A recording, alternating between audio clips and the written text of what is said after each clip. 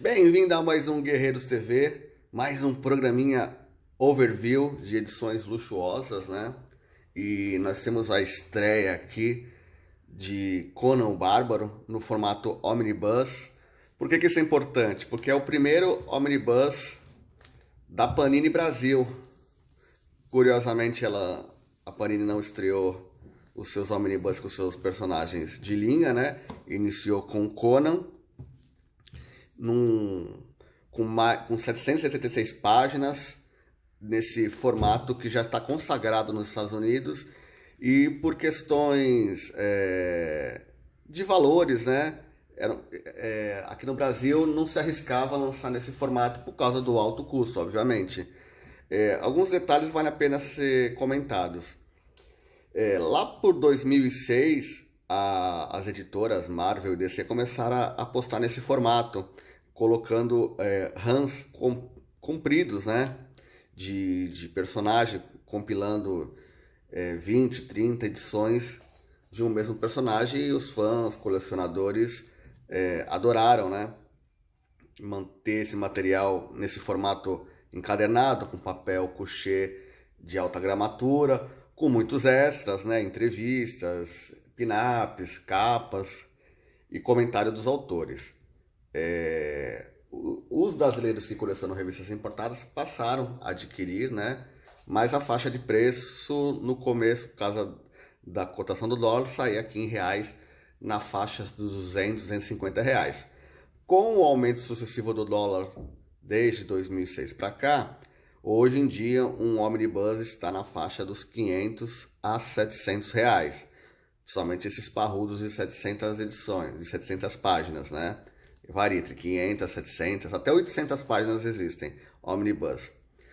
E a Panini está fazendo esse formato aqui com um preço médio de 200 reais. Às vezes você consegue aquelas promoções da Amazon, mas o preço de capa é os 200 reais. E, obviamente, né, o custo-benefício, por conta disso, acaba se tornando muito mais atraente do que comprar uma edição americana. Você vai pagar 200 reais na edição brasileira e provavelmente 700 na edição americana. Então, para quem é fã, vale muito a pena. Por que eu falo fã? Porque, tradicionalmente, gastar tanto dinheiro numa revista assim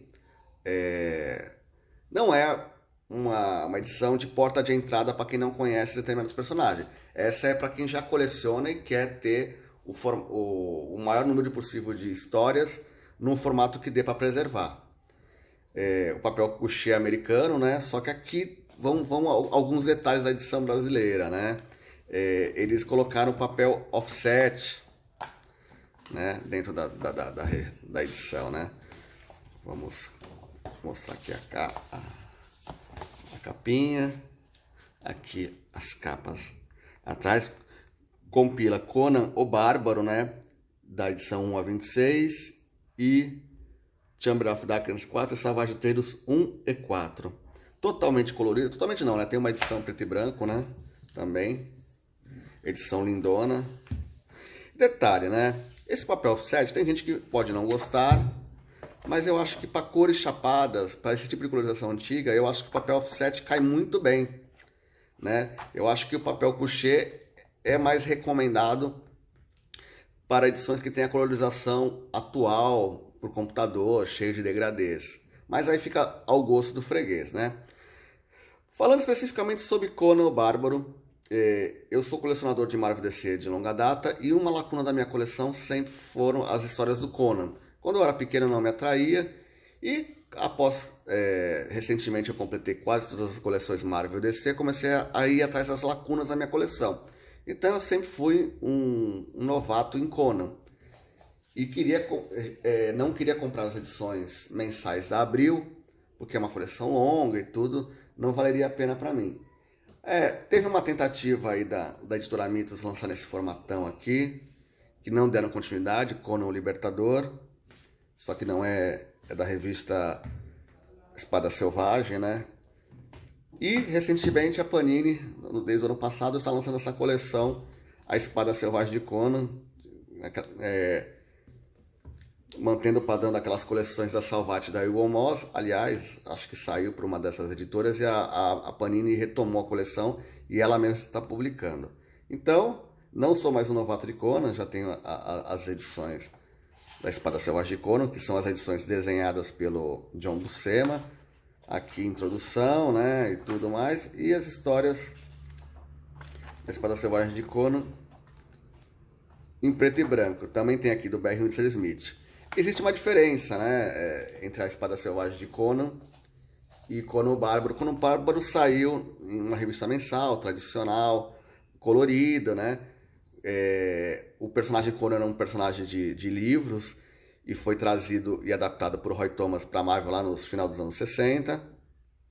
E ele assina a maioria dos roteiros e tentaram no início com esse formato americano colorido. Depois, né, a Marvel usou uma estratégia de colocar as revistas no formato magazine em preto e branco para sair debaixo do guarda-chuva do Comics Code de censura nos Estados Unidos. Então você basicamente vai ter essas duas coleções, a Espada Selvagem e Conan o Bárbaro. Então essa aqui é Conan o Bárbaro, a primeira incursão do personagem nas revistas da Marvel.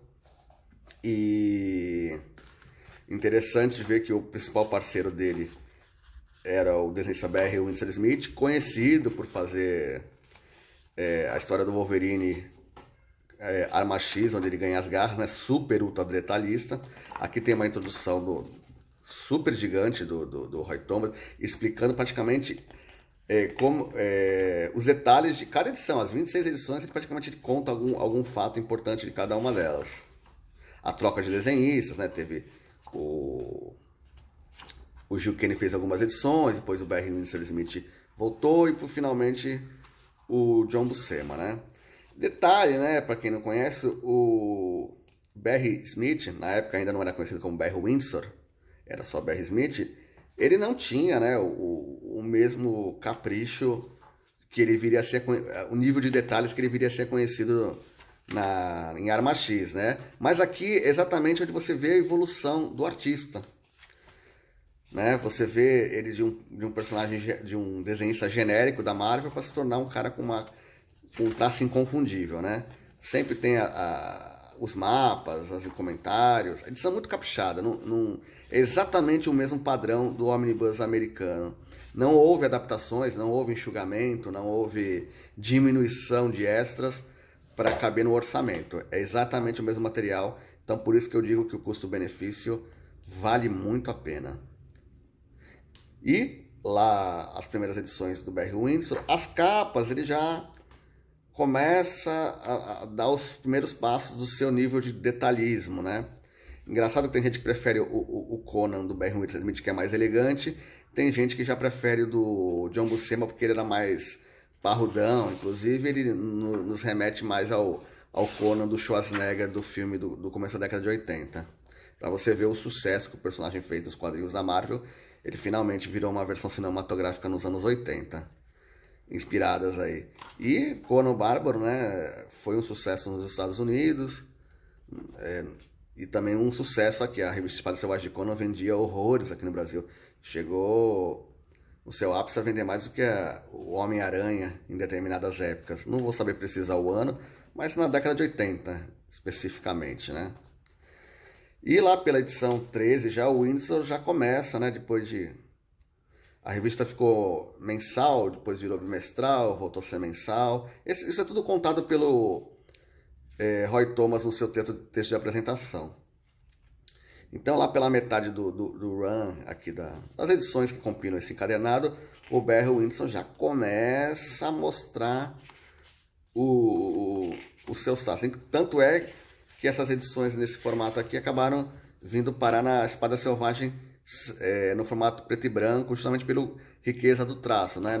A revista Espada Selvagem de Conan não tinha essa material inédito, também aproveitaram algumas coisas de Conan o Bárbaro, salvo engano meu, né? Como eu falo, eu sou um novato aí no universo do Conan, mas pelo que eu entendi do texto de abertura foi isso. Aqui, ó, traços do Gil Kane, né? Conhecido por desenhar o Homem-Aranha, a famosa história A Morte da Gwen Stacy, e também as aventuras do Lanterna Verde, também estava aqui já no seu auge, né?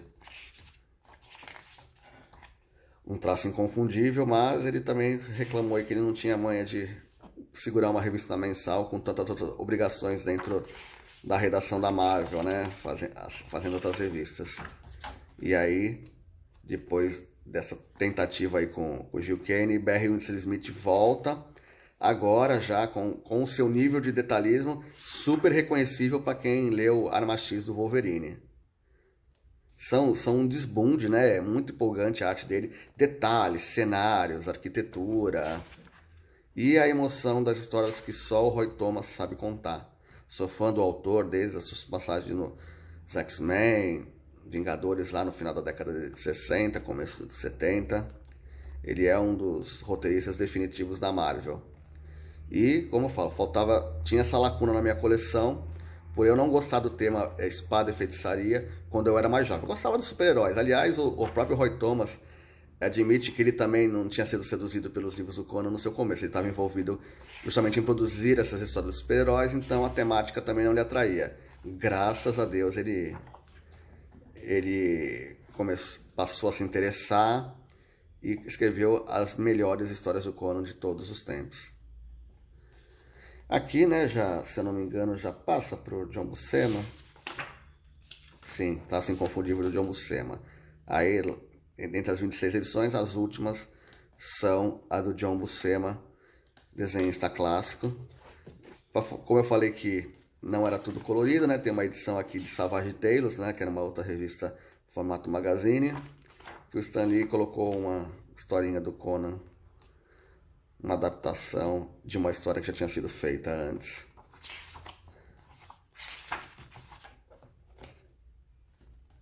E extras, tem muitos extras, praticamente um quarto, eu diria um quinto do encadernado tem esses extras, né? Textos, roteiros, aqui tá em inglês, né? Esboços. O fã brasileiro não vai gostar de ver os roteiros em inglês, mas vale a pena, quem lê um pouco, ou até se força a ler, né? Os quadrinhos, as páginas originais em inglês, não tem problema nenhum, resolveram manter, né? Tem uma notinha no começo do encadernado dizendo por que eles optaram manter alguns centros em inglês, para não alterar a arte, né? Não alterar os balões, porque se você quiser ler a história, você lê o resto encadernado, aqui é só para você comparar o tipo de traço nesses extras aqui. Todo trabalho a lápis, né? Aí você compara com o desenho feito com a arte final, né? A recuperação desse material é muito boa. Não tem problema de impressão. Aliás, essa coleção aqui da Panini teve muito problema disso, né? A impressão ficava fraca. Também papel offset, só que papel offset de baixa gramatura, e isso prejudicou, né, o encadernado. Já uma edição tão luxuosa como essa, eles não cometeram esse pecado, né? Também puderam, né, Panini? Se estragasse aí a impressão desse material de luxo, era assinar o atestado de óbito. O tipo de publicação não ia vingar. Aliás, já anunciaram aí que vai ter possivelmente o Quarteto Fantástico de John Byrne nesse formato. Então, que venham muitos omnibus, muitos não, né? O que realmente for o filé, o creme de la creme dos quadrinhos, tem que sair nesse formato. Eu sou adepto, tenho muitas edições omnibus americanas e eu migro para eles na versão brasileira, se manter o mesmo padrão de qualidade, sem problema algum. Não faço questão de ter as edições originais americanas no formato omnibus. Eu só as adquiri porque não tinha opções, né? E também seria legal ter um cronograma, né? De você saber quais são as publicações ao longo do ano, não a gente ser surpreendido com uma pré-venda e 20 dias depois a revista estar em banca sem a gente poder se planejar, né? O planejamento é importante quando tem um investimento dessa natureza, afinal, R$200 não é pouca coisa não. E espero que eles mantenham o preço, né? Aqui mais galeria de capas, mais textos em português, contando as histórias, as adaptações, né? Adaptaram muitos contos, alguns até não do Conan, mas colocaram o personagem Conan. Cara, é muito rica a edição, para quem, como eu, não era fã do personagem e quer conhecer, contrariando a minha indicação de que Omnibus não é porta de entrada para personagens, sim, para quem já conhece o trabalho e gosta. Não foi esse caso, realmente, mas eu já conheço o formato Omnibus e sabia da qualidade por colegas meus, que tem a versão americana, então eu resolvi investir como porta de entrada do Conan, já que as outras coleções, tanto da Mitos não teve continuidade, e a Espada Selvagem de Conan compila a outra edição do personagem. Então, espero que vocês gostem. Saiu agora em outubro de 2020, tá fresquinho aí, e provavelmente vai ter reimpressões para os fãs não ficarem sem. Valeu, muito obrigado e até o próximo programa. E curtam, deem joinha, compartilhem, comentem, que os comentários são sempre respondidos. Valeu, galera, até a próxima.